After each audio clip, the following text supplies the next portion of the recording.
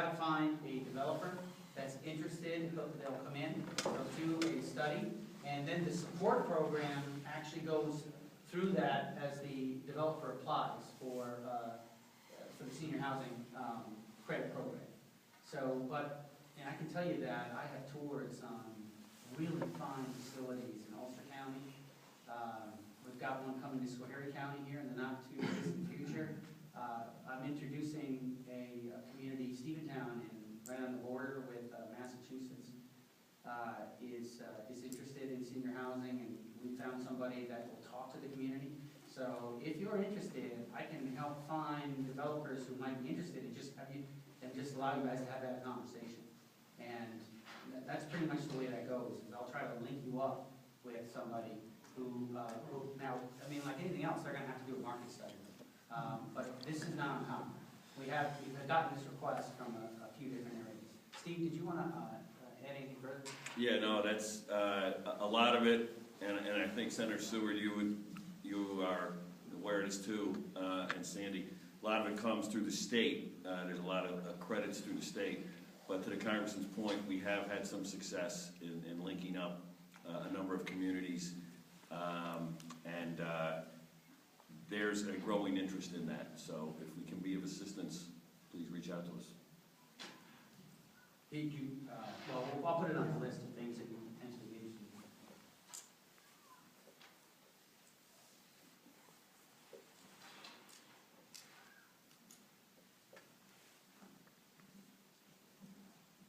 Other ideas?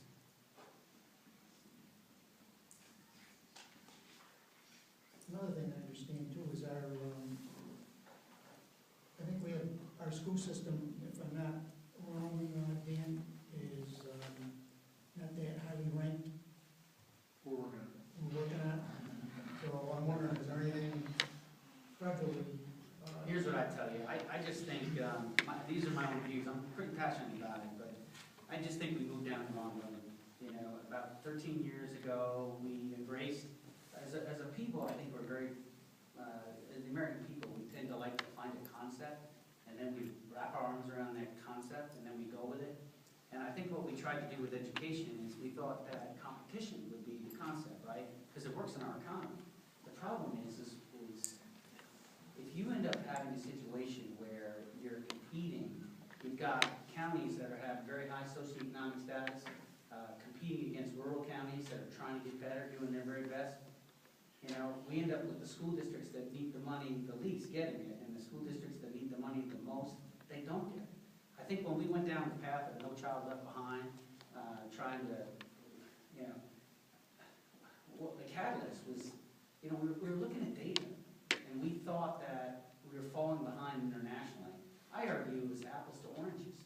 You look at math scores, you had those in particular countries that were going in engineering fields, they're testing math. Not everybody was testing, so their denominator is not the full set of society. We're testing everybody, and we're thinking we're falling way behind. I argue that you really should have a variegated set of variables to look at before you, and including the Y variable, that is the outcome effect. And if we're falling that far behind, how come we can make the most state-of-the-art semiconductor in the world? So I think that ended up pushing us down the road where we were overemphasizing testing.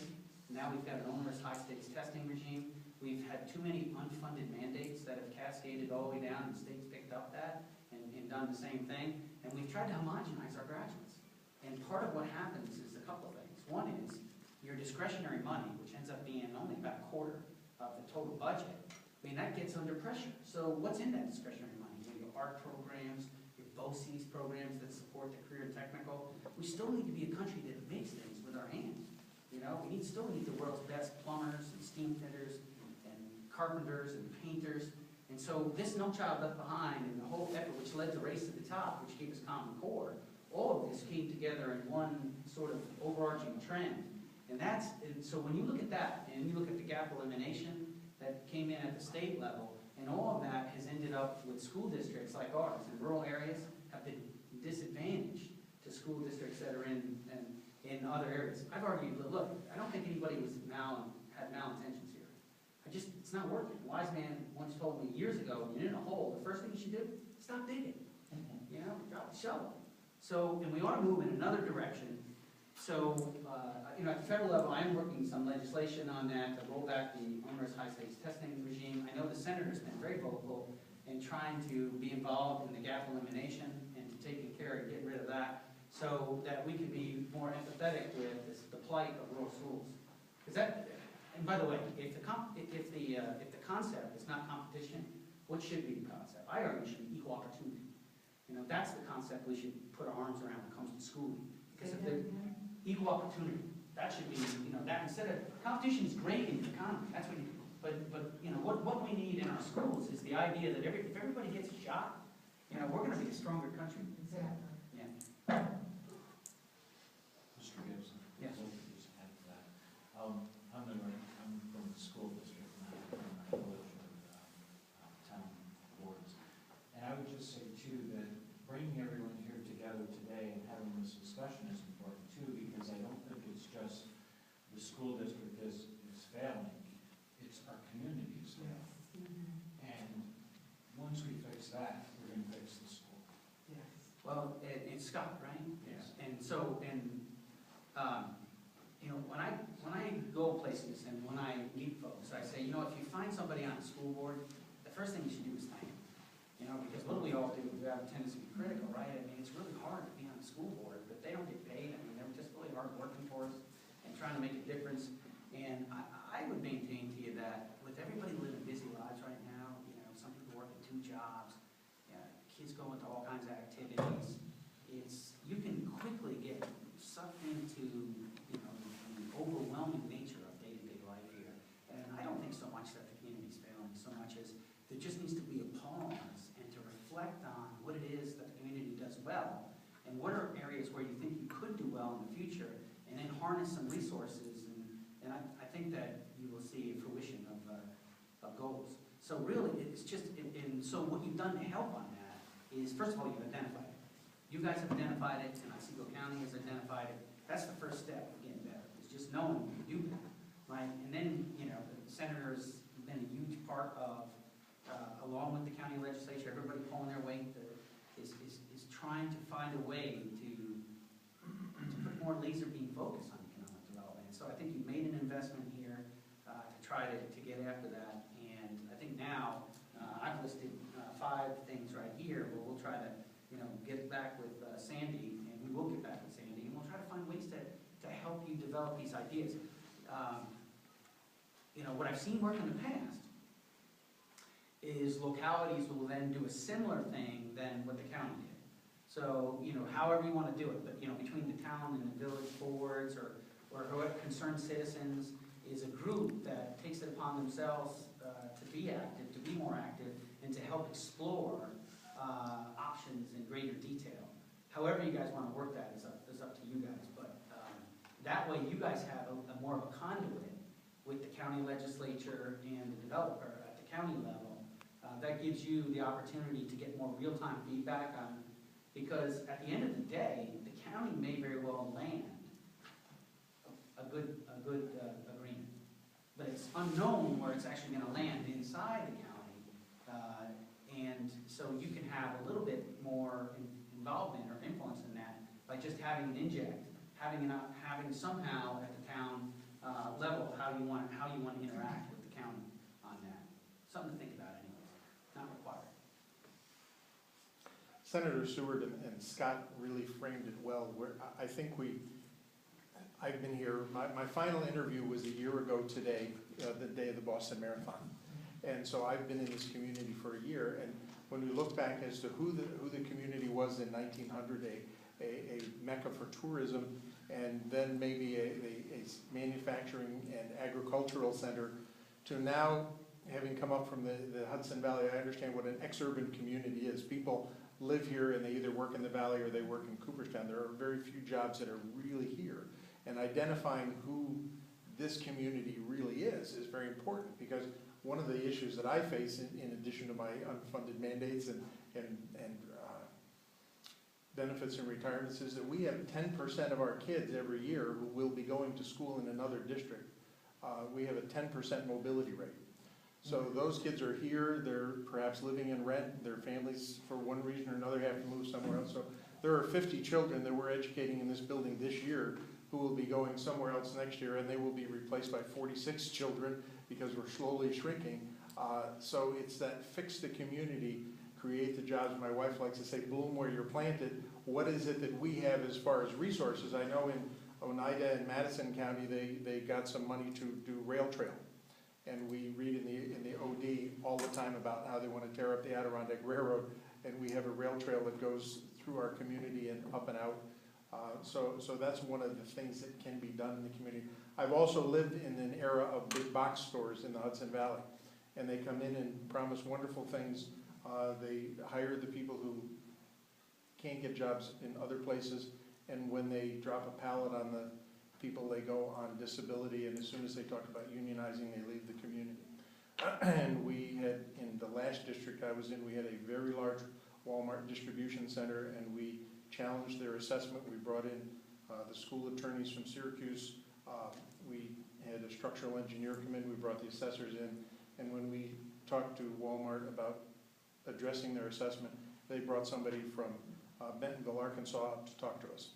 And it was made very clear that we shouldn't mess with those kind of people. So I think the community has to look at what it is they want, what it is we want that will benefit and sustain us. And I think small bites of things that we're good at as agriculture, tourism, fishing, those things that draw people to our community. We have an odd kind of economy here because we have a lake just below us that is largely occupied by summer people who pay taxes, which is very good for the school district, but it artificially raises the real estate price as well. So how do our kids graduate from this school, and eventually, I don't think anybody wants to live where they grew up right away, but how do they come back here and how do they afford to live here? Housing in this school district is probably 40 to 50% higher than it is in Utica. So we have an artificial housing price as well. So it's a tough mix. But well, I generally agree with your analysis right there. I will say encouragingly that the ideas that have come today are pretty closely aligned with what you're saying. If we recognize that agriculture and tourism are two of the big drivers here in the general area, along with the advanced manufacturing possibilities. When you look at those three areas and you think about the ideas that have come out today, you know, the rail trail is one of them that supports agritourism. The malt house supports the potential hops growing here. The wood pellets is related to the forestry and to potentially grass here. The meat packing idea, this I've seen in other areas, you know, where you have a strong agricultural presence and you're looking for value added. And we have some programs that will help with that. So, and then the senior housing just makes sense from understanding the changing demographic here.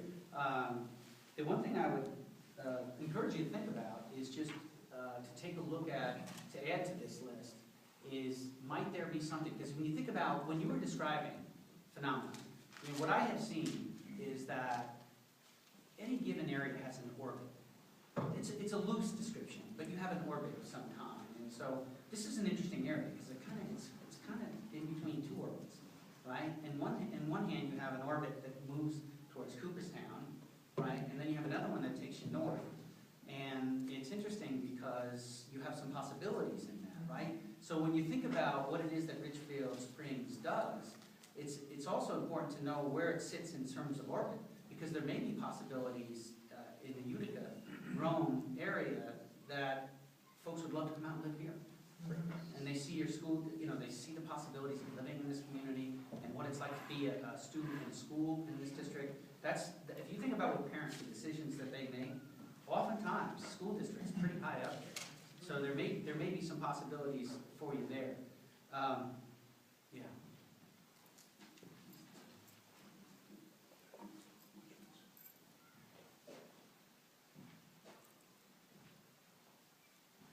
And as you and other people mentioned, you know, we have very high fixed costs. Grants are very difficult. Grants are available to those people who have grant writers, and we work very hard on a state grant for community school grant initiative for New York State. There's a certain amount of money, and we were very lucky in that we were able to get Bassett to help us, and we spent hours and days putting together a wonderful grant that a small school like this would never have the time and the personnel to do. we didn't get any of the money. But, and also when you have things like Race to the Top, that we've had to do a lot of hoops to jump through with Race to the Top, and that money is now gone. So these initiatives have started that we have to carry on, but now we've got to pick it up because the money's Well, gone. I've been critical, I mean, candidly, I've been critical of the Race to the Top for that and other reasons. Just like I was critical of No Child Left Behind. I mean, what my assessment of Race to the Top is that it essentially ends up being an unfunded mandate.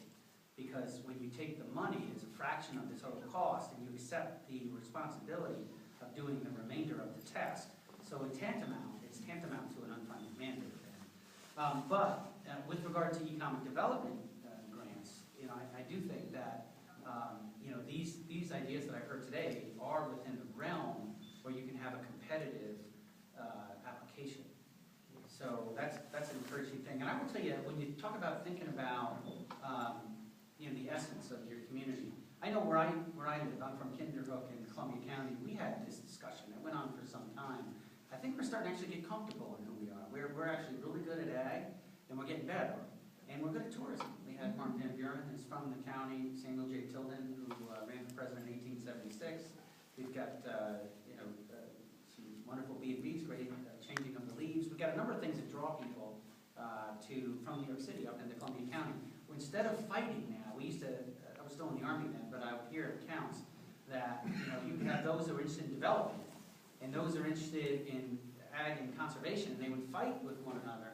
Now there's more of an understanding that in areas where it's really good farming land, it makes sense to keep it farming, to conserve the land. And if you're going to do any development at all, it's smart development that's not in the areas where we have the best farming. So I really credit the guy who runs our land conservancy. Actually came up with a illustration, a map that he color-coded by the value of the land. And you could deduce from this, right? You can see the places where you should be focusing on agriculture. And then if it's not of the color, then that might be an area where if you've got smart development, and that the fighting is lessening. So, but I think there's more of an understanding of the essence of the county. And I think that that's part of what can be helpful to a community is to have that kind of conversation. But cast the net wide, because I do think you're going to get some second order positive effects from the advanced manufacturing that's going to come in from the Utica. And it's very important to really also look at a comprehensive plan. We were very involved in it down in Orange County. We just spent the last 3 days in Lancaster County. I had not been in the Amish country in 30 years, and talk about throwing away a wonderful resource. The best agricultural land is getting warehouses put on it. The Amish people are being, well, they're here now. They've left down there because what they had, which was wonderful there was no ag preservation of valuable land. And it has been commercialized to the point where it's just absolute gridlock. And that hasn't happened here yet, but really understanding what the values are and where the community wants to go, I think is really important. Thank you. Thanks, Mr. Myers. Chris. Yes, sir. Chris, I thought your point was very well taken in terms of the Richfield is, I think, location is very very positive because we have, as you pointed out, the two spheres of what's going on south of here and also north of here, up in the valley, and particularly in the Utica area. With the nanotechnology that's coming into Utica, that's going to be huge, and the impact is going to be felt far and wide. And I think Richfield is very well situated in terms of if we play our cards right here to take full advantage of that. We're just a half hour away from the Marcy site, and I would encourage both the village and the town to work with the IDA in terms of identifying some potential sites so that we are ready for some of the feeder businesses that will be necessary to supply this nano center in Utica. We're close proximity, we've got a good workforce, and we have some sites that are become available that can be marketed. I think that's the combination that we need. When you look at history on this, the recent history in the greater Albany area, there are going to be some that are going to want to live close, but there are going to be other families that are going to be looking to make decisions based on school districts, so you've got a shot. You know, being within 30 minutes of a commute puts you in, you're right in the thick of it. I think about myself, I'm a retired school consultant, so maybe you and I can have a conversation someday, but I really enjoyed this presentation. There's so many opportunities available for people. All they need to do is come together and develop, you know, the prerequisites, the comprehensive plans and so on that are going to benefit this community. And we also need to improve our communication with the community itself. Somehow or other, the people have to hear what's happening here so that we get those people who are motivated or who have the time to come into this planning stage and work together with the leaders to get this thing going. Thank you, Ms. Swan. Here's what I've heard today. We can move to a wrap unless does anybody else have any I just got one question for you, please. I know we've mentioned about the lake, but we haven't said too much about our lake. Question I have is there any funding out there for water mitigation? And the reason I'm asking this is there's a lot of invasive species that are heading around our way, a lot of aquatic life that we have to worry about with our lake because other boats are coming in. And we could use a boat wash. And I don't know if there's any funding out there through the federal government or not for that. Between the feds and the state, I know in Lake George, we did some work on Yeah. invasive species.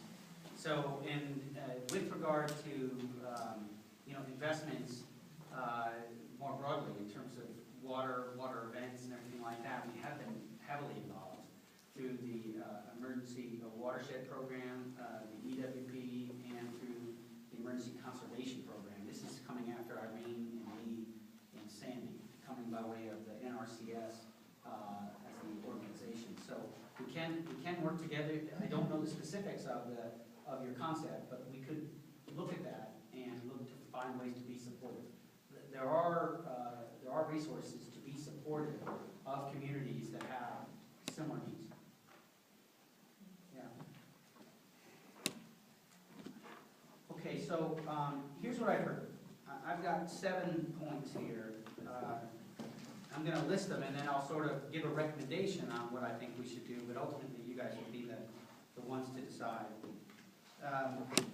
The first of which is the nanotechnology possibilities coming as it moves up the Mohawk River Valley. And what I recommend on that is just having some kind of action arm, whether it be at the county or if it's going to be at the local level, that reaches out and has a conversation, sits down and tries to understand the vision and what might be in play for competition, so that you know what the possibilities are. And then as a community, making yourself attractive as a place that not only could have a tooling or a second order business, but then the virtues of the school district and why parents might want to choose to live here.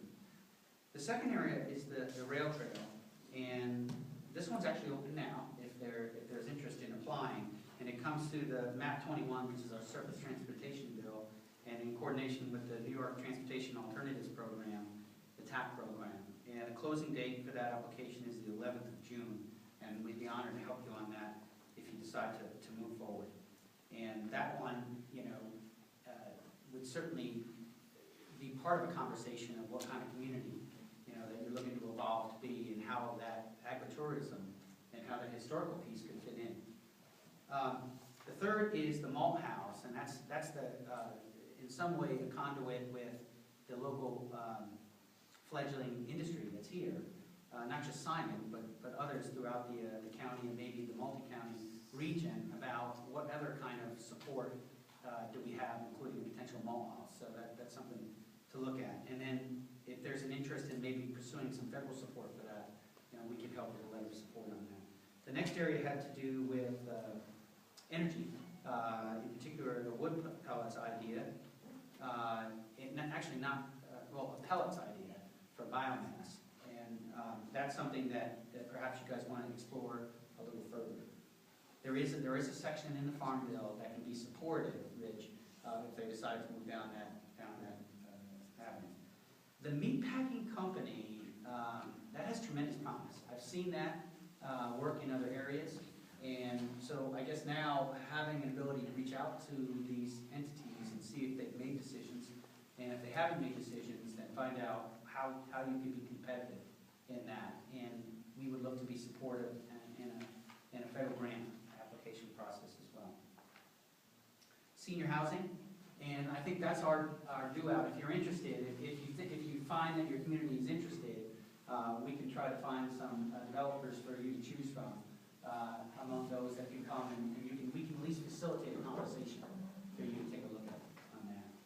And then the last piece is the lake, and the lake, we just need further refinement on what kind of project that you might be looking for, and our office would try to help you on that as well. So I think you've got the beginning of a conversation here, about what it is that you're already good at and you want to sustain, and about a set of potential ideas that you might want to engage the larger community here in Richfield Springs about what they could get excited about ideas that you could have for development in a sustainable way, in a way that matches the character of the community. And all throughout this, I know the senator, and I've learned a ton from him. I just left the Army only 4 years ago. We can work together on all this with Mr. McGee, who leads the agricultural committee in the assembly. We're here to serve you, and we'll work with all the